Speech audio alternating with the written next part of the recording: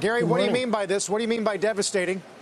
Well, June 10th, Monday, all of a sudden 5% tariffs on products which we've been urged to move from China to Mexico. We are not ready. The CPB can't handle it. There's no tariffs on products now. All of a sudden, they're going to shut down the border and start putting 5% tariffs on. It's a threat. President Trump has proven to carry forward on his threats, but it would be devastating in the short term and in the long term. We have so much business with Mexico. We've worked so hard to get the new NAFTA to the end game. It's before Congress now. It threatens its ability to get to the finish line in Congress. This just makes absolutely no sense. We understand the issue of immigration, but throwing immediate tariffs on the table is just devastating to so many companies that rely on the parts, the components, the end product, back and forth Mexico trade, whether it's car companies or video game or TV set makers. It's a big, unfortunate deal right now. Henry, everything's a commodity with this administration. And, you know, if you like market-based thinking, perhaps that's a good thing to you. But some people are concerned about taking a non-trade related issue and turning it into something that you can raise tariffs over. This is a terrible idea. It's unfair. It's an abuse of power. People love about President Trump. Oh, he's not constrained by normal thinking and so forth. He can do whatever he wants. As Gary just said, this is terrible for the economy, terrible for our companies, cost hundreds of thousands of jobs in the United States, so it's awful. So the chance of it actually happening, I think, is very small. Over the weekend, there will be some concession or deal that's going to be great for us. We will have been the brilliant thing that we threatened this, and look at the concessions we got. At the same time, President Trump has already, in the government shutdown, shown that he will, in fact, do things that are really bad for this country just to prove a point. So there is some risk that actually these get enacted.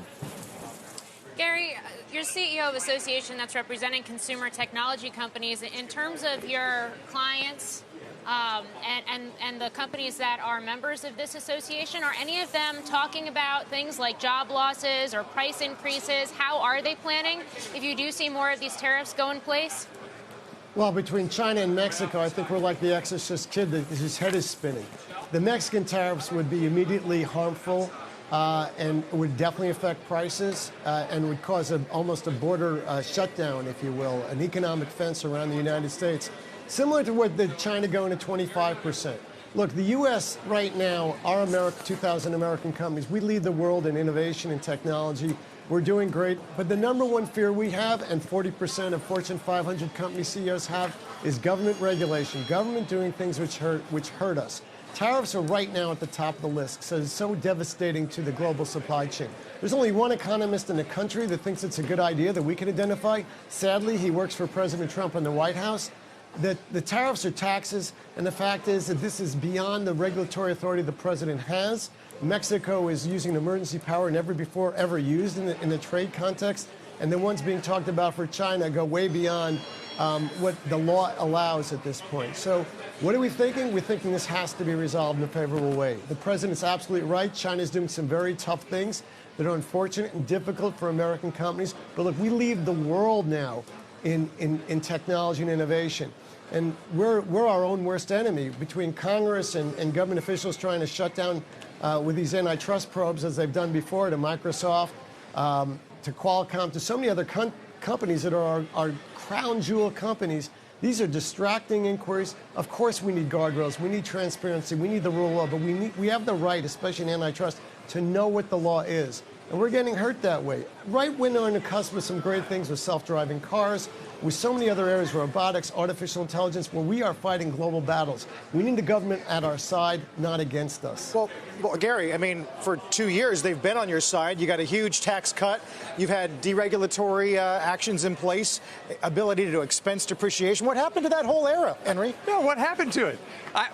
I remember when the Republicans were all about free markets, things like that. What is this heavy-handed, irrational punishment regulation all of a sudden? Yeah, Gary, does that feel schizophrenic to you? I mean, what do you make? We used to talk about the upside of Trumponomics, not the downside. Well, it's just not our industry. It's the entire U.S. economy. You have had great progress because of these tax cuts and cutting back bad rules. And we're putting it all back with this economic fence we're building around the country and becoming isolationist and affecting global trade. This is not good for the American economy. We only have 5% of the world's population, and we're acting as if we're the only ones there. It's a very dangerous path towards a trade war. It's reminiscent of Smoot-Hawley in 1930. And that's why Congress gave out so little authority to the president in trade, and he's expanded way beyond what Congress has given him.